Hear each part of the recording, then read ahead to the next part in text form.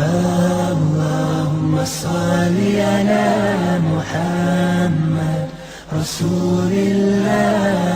اللهم صل على محمد نبي الله. اللهم صل على محمد رسول الله. اللهم صل على محمد رسول الله. Donc dans le pardon, il y a à la fois l'amour de Dieu pour toi et l'amour de ton amour pour Allah subhanahu wa ta'ala.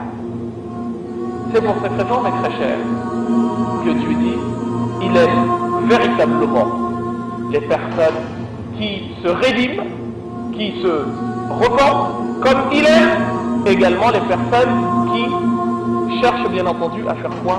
À se purifier. إذن التوبة أيضا من معانيها التطهير.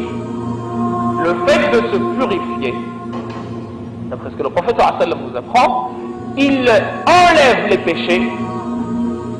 Par quoi? Par la douleur. Donc, la douleur, c'est un expiatoire, un moyen par lequel Allah subhanahu wa ta'ala retire les péchés de chacun de nous, et à la place, il met quoi? Des hasanat. C'est pour cette raison que je vous disais, le prophète sallallahu alayhi wa sallam a dit, il n'arrive aucun malheur, aucune souffrance, aucune douleur, si petite soit-elle, aux croyants, sans qu'Allah subhanahu wa ta'ala absolve ou absout, et mette à la place des péchés et mette à leur place quoi? Des hasanat.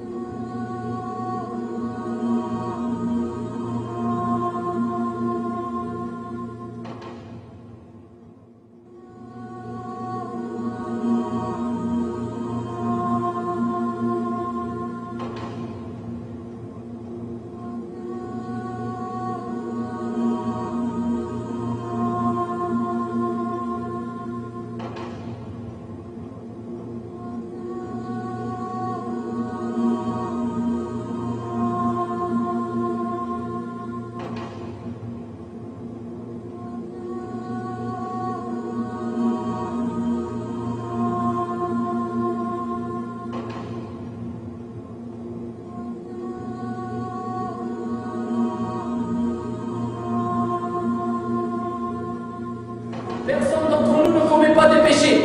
Et toute personne qui commet des péchés se doit de demander le pardon d'Allah subhanahu wa ta'ala. De plus, quelqu'un va nous dire, pourquoi le messager d'Allah alayhi salatu wa salam se repentait autant de fois et demandait autant de fois pardon à son Seigneur tabaraka wa ta'ala alors que ses péchés passés et futurs ont été pardonnés? Et bien nous disons tout simplement comme on dit les savants, car Allah azza wa jal aime le prophète. Et le prophète s'est repenti auprès d'Allah azza wa jal et s'est repenti plusieurs fois auprès d'Allah azza wa jal, car Allah azza wa jal aime ceux qui se repentent. Allah subhanahu wa ta'ala dit dans le Coran, Inna Allah yuhibbu at-tawwabin wa yuhibbu al-mutatahhirin. Allah dit dans le Coran, ayyuha al-ahbab, Allah aime, Allah il aime. Ce n'est pas toi qui aimes Allah azza wa jal, mais c'est Allah subhanahu wa ta'ala qui t'aime, ya Abdullah. C'est Allah azza wa jal qui t'aime directement, ya Abdullah, et ceci avec une preuve tirée du Coran, si bien sûr tu es parmi ceux qui se repentent sincèrement auprès d'Allah azza wa jal. Allah il dit, Allah aime ceux qui se repentent et aime ceux qui se purifient. De plus, preuve de reconnaissance de la part du messager d'Allah alayhi salatu wa salam envers son Seigneur. Car wallahi al-azim, que le prophète Mohammed alayhi salatu wa salam, même s'il était et il est le messager d'Allah alayhi salatu wa salam, l'élu d'Allah azza wa jal parmi l'ensemble des créatures d'Allah subhanahu wa ta'ala, il ne pourra pas accéder au paradis sans la miséricorde de celui qui a créé la miséricorde d'Allah subhanahu wa ta'ala. Personne n'entrera au paradis sans la miséricorde d'Allah azza wa jal. Donc ne te dis pas, j'ai fait assez de bonnes actions, je n'ai pas besoin de me repentir. Sois reconnaissant envers ton Seigneur et montre et fais preuve de modestie envers ton Seigneur tabaraka wa ta'ala. Voilà le messager d'Allah alayhi salatu wa salam qui se repent, qui se repentit plus de 100 fois par jour, alors que ses péchés ont été pardonnés. Pourquoi? Reconnaissance envers son Seigneur. Mais nous, on a un défaut, et moi le premier. Quand on est comblé de bienfaits, on reconnaît, ou plutôt, on est très peu reconnaissant envers notre Seigneur tabaraka wa ta'ala.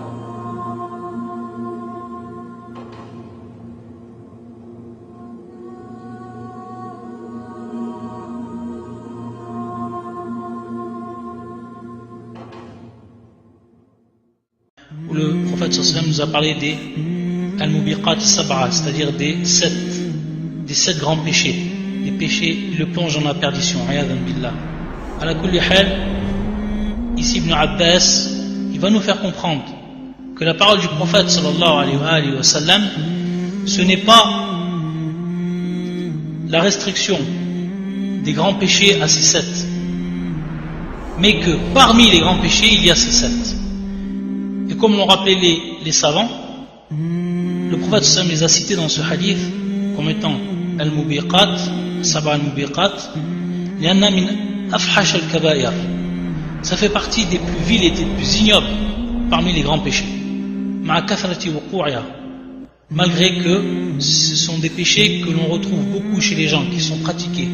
Ayadan billah.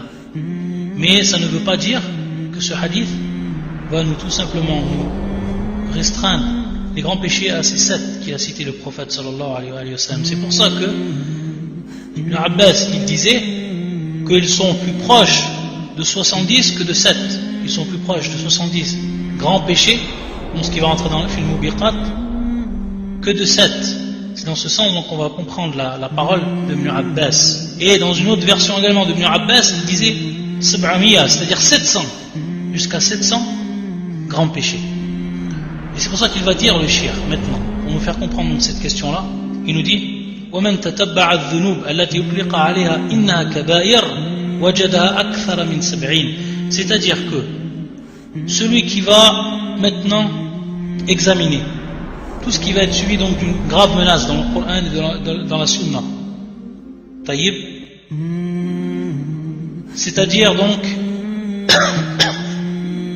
qui va examiner les péchés majeurs, il va tout simplement s'apercevoir, il va découvrir qu'ils sont plus de 70, qu'ils sont plus de 70. Donc si maintenant on faisait une recherche et on regardait donc d'après ce qui nous a été donné comme définition auparavant, pour donc définir le grand péché, c'est-à-dire que l'on va retrouver des péchés qui vont engendrer une malédiction, une colère, un châtiment, etc., comme on l'a vu auparavant, donc taïb, on va s'apercevoir qu'il y en a plus que 70. C'est ce que nous dit donc le shir. Et donc la personne va en trouver beaucoup plus que ce qui a été cité. Donc c'est tout simplement, comme on l'a dit, c'est dans un premier temps un titre d'exemple, et ça a été cité comme dans l'exemple du prophète sallallahu alayhi wa sallam, le hadith du prophète sallallahu alayhi wa sallam, c'est sept-là parce que ce sont les pires, et que ce sont les plus ignobles, les plus vils, alors que malheureusement, ils sont pratiqués.